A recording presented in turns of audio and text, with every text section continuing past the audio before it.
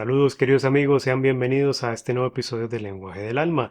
En esta ocasión vamos a tratar sobre esta obra titulada La nube del no saber, compuesta por un autor anónimo en el siglo XIV. Es una de las obras más misteriosas, más enriquecedoras que he leído. Definitivamente les va a desafiar si se aventuran a leerla, si se aventuran sobre todo a estudiarla, porque es una obra un tanto difícil de comprender en varias secciones. Ahora bien, es difícil, pero no es imposible. Nada es imposible con la gracia de Dios. Lo importante acá es que si se aventuran a leerla, deberán conocer un poco sobre mística católica. Les recomiendo por lo menos conocer lo básico para no confundirse. Así que si tienen interés en la mística católica pueden consultar los episodios de mi serie titulada Semilla de Mostaza, especialmente aquellos sobre la mística católica y la experiencia mística. Todos tienen que ver con esta dimensión tan fundamental de la vida espiritual, de nuestra fe. También pueden consultar la formación en mística y espiritualidad que brindo desde la Academia Plenitud del Misterio. No se van a arrepentir, más bien creo que les va a encantar. Ok, entonces acá tenemos a nuestro protagonista. Este pequeñito libro hoy va a protagonizar este episodio. En inglés se titula The Cloud of Unknowing y en el español se suele traducir como La nube del no saber. El libro que tengo acá es una edición del año 1999 de la editorial Herder.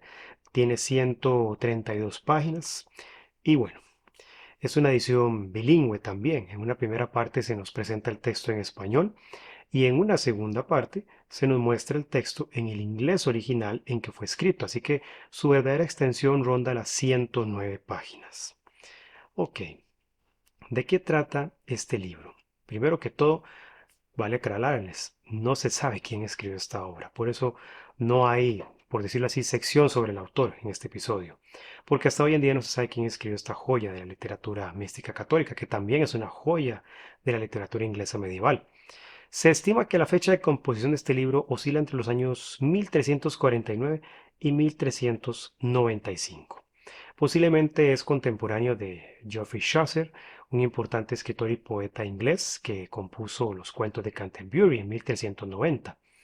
Por su contenido, varios investigadores han considerado que se trataría de un sacerdote y teólogo inglés del siglo XIV, pero eso es como lo más que podemos saber. Sí se puede determinar que fue una persona bien formada en la doctrina de la iglesia, sobre todo en cómo vivirla realmente, cómo vivirla de verdad. El contexto en que fue escrito este libro de igual forma también es importante y es muy evocador al menos para mí. Esta es una obra clásica de la literatura medieval. Se ubica en plena cristiandad, cuando la civilización cristiano-católica sostenida por la Iglesia Católica era la predominante en Europa. Estaba en su máximo esplendor. En esta época hubo también una efervescencia de movimientos religiosos que surgían por doquier. Todos buscaban volver a las raíces de la vida espiritual con Cristo y en Cristo. Esto, por supuesto, no estuvo exento de polémicas también entre las distintas órdenes religiosas, sobre todo también de crisis al interior de la iglesia, como también lo que fue, por ejemplo, el declive del pensamiento escolástico en este periodo. Fue una época absolutamente permeada por la fe católica. Y eso es una gran diferencia con nuestra época, porque en este periodo se respiraba en todos los ámbitos de la vida la presencia de Dios. La presencia de Dios perfumaba todos los ámbitos de la vida personal y social. Se trataba de sociedades orientadas a lo religioso y lo espiritual. Las sociedades medievales eran muy estamentales, jerárquicas. Así que bueno, por la perspectiva que nos muestra el libro sobre la espiritualidad, por la mística, por su lenguaje y evidencias que nos puede aportar, sí podríamos determinar que fue escrito también por un monje incluso, uno perteneciente a la Orden de los Cartujos, la cual fue fundada en el año 1084 por San Bruno de Colonia, uno de los más grandes místicos de la Edad Media. Entonces, también tomando en cuenta el idioma en que se escribió el libro, el inglés en el que se escribió, se cree que es de la región de Midlands. Bien, esto es lo que podemos saber sobre el autor, sobre el contexto, así que vamos a ver de qué trata el libro. Cuando comencé a leerlo, debo decirles que me fascinó el estilo, el lenguaje, muy pedagógico, es un lenguaje muy personal, como si se estuviera dirigiendo el autor a cada uno de nosotros en lo personal, en lo íntimo, con mucho cariño. Hay un gran sentido de la presencia de Dios en toda esta obra. Se compone de 75 capítulos cortos que constituyen toda una guía y una introducción a lo que se llama la vida contemplativa. Así de simple y profundo, ese es el objetivo del libro, ese es su propósito. introducirnos a la vida contemplativa. Así entonces se nos va conduciendo desde el primer capítulo por los distintos estados psicológicos y la amplia gama de emociones que pululan en la vida espiritual cuando ésta se toma en serio. Y bueno, son por decirlo así también algunas etapas que atraviesa la persona en su camino a Dios. Bien, se nos habla entonces también de cuáles son los 4 estados de vida cristiana y cuál es, por decirlo así, el llamado que ha recibido cualquier persona que lea este libro. Esto es algo que a mí me cautivó, sobre todo de parte de quien lo haya escrito, porque nos separan más de 600 años y repito, el estilo de este libro toca el alma. Yo creo que ustedes van a sentir lo mismo si lo leen. En este sentido también retomemos los 4 estados que mencionaba. Se habla de 4 estados en este libro: el ordinario, el especial, el singular y el perfecto. Todos van en orden jerárquico. Su autor nos plantea que los primeros estados tienen que ver con los primeros pasos en la vida espiritual para llegar al estado perfecto. El estado perfecto puede comenzar ya en esta vida terrena por medio de la gracia divina, pero va a durar por siempre en la vida eterna. Teniendo esto en mente, se nos exhorta luego a cultivar la virtud de la humildad, a un reconocimiento de nuestra condición de pecadores ante Dios, a una toma de conciencia de nuestra fragilidad, para luego llevarnos a una conclusión maravillosa. La contemplación es la mejor de las tareas. En nuestras sociedades tan aceleradas y pues tan saturadas de información y de ocupaciones, estas palabras venidas de siglos atrás son realmente conmovedoras, son un bálsamo. Porque ¿qué es la contemplación, queridos amigos? ¿Se lo han preguntado alguna vez? ¿Han escuchado sobre la contemplación? Vamos a ver qué nos dice el autor en la página 35 sobre la contemplación para que ustedes puedan tener una idea más clara. Eleva tu corazón hacia Dios con amor humilde, y quiero decir hacia Dios mismo, no hacia lo que consigues de Él. Esa es la contemplación, elevar nuestro corazón hacia el Señor. Así de simple y profundo. No se requieren muchas palabras y sin embargo han abundado las obras teológicas sobre la contemplación. La contemplación es centrar toda nuestra atención en Él, para amarle por quien es, no por lo que nos puede dar o no dar, no por aquello que le pedimos y que creemos necesitar. No, no, no es nada de eso. Si bien no está mal pedirle a Dios aquello que creemos necesitar, pero lo principal es pasar de ese amor un tanto superficial e interesado a un amor desinteresado, gratuito, total. Todo le pedimos a Dios aquello que creemos necesitar, pero esto es apenas una ínfima parte de la vida espiritual, de la realidad a la que Dios quiere introducirnos y que es amarle a Él por quien es Él, amar a Dios por quien es Él. El resto vendrá por añadidura, como nos dice el Evangelio en Mateo capítulo 6, versículo 33. Por eso nuestro autor nos irá exponiendo este camino de la contemplación que discurre muchas veces entre neblinas, entre penumbras. E inclusive pareciese como si cuando estamos ante Dios sentimos su presencia, pero lo hacemos desde un gran desconocimiento. Sentimos que estamos ante aquel que todo lo trasciende. Recordemos la espléndida imagen del libro del Éxodo cuando Dios se posó sobre el monte Sinaí. Recordemos esa imagen. ¿Qué sucedió? El Señor estuvo cubierto entre nubes durante 6 días y al séptimo llamó a Moisés en medio de la nube y él fielmente se adentró en las penumbras, guiado solo por su fe. Por eso luego se nos presenta un sutil contraste entre la vida contemplativa y la vida activa. Son las dos grandes formas de vida en la tradición cristiano-católica.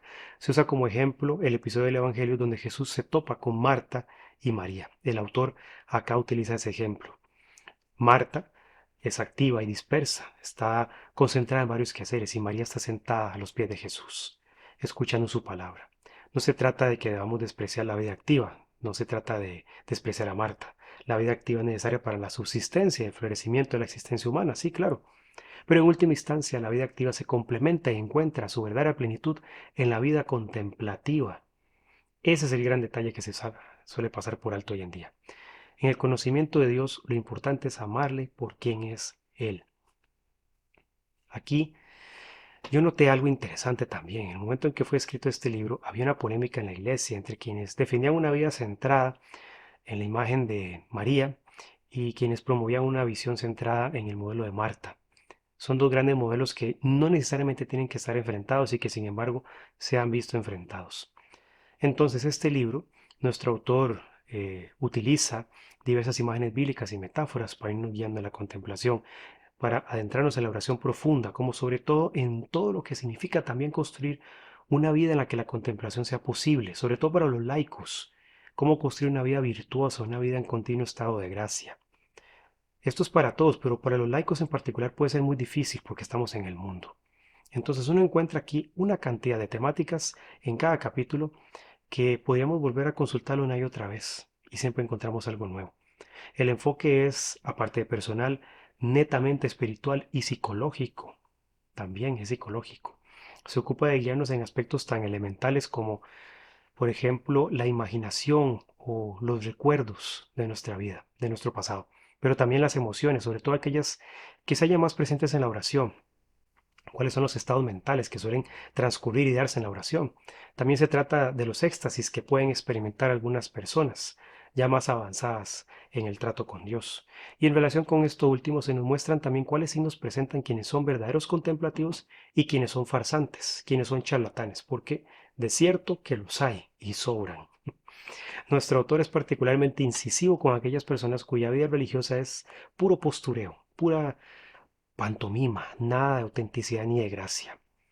Así entonces llegamos a lo importante, que es la nube del no saber. ¿A qué se refiere este concepto tan interesante? Esto podría ampliarse muchísimo en este episodio, pero iría más allá de su contenido.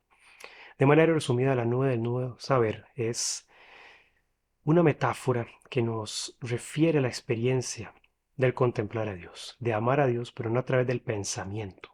Es otra perspectiva de la fe. Se trata de ir más allá del pensamiento y del pensamiento discursivo. El autor no desprecia la posibilidad de conocer racionalmente a Dios, porque ello iría en contra de la doctrina de la Iglesia. Sería herético incluso.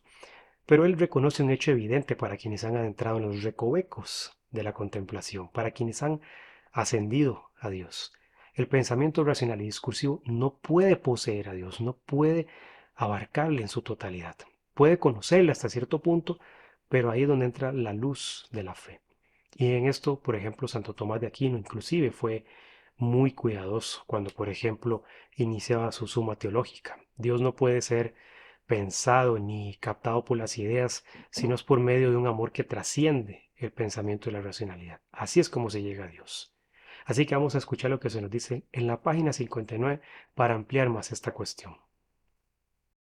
Quiero que me escuches. Nadie en esta vida se encuentra desprovisto por completo de esta nube maravillosa, elevada y envolvente. No importa cuán puro sea y cuán embelesado esté contemplando y amando a Dios. Fue en esta misma nube donde María experimentó los múltiples movimientos secretos de su propio amor. ¿Por qué?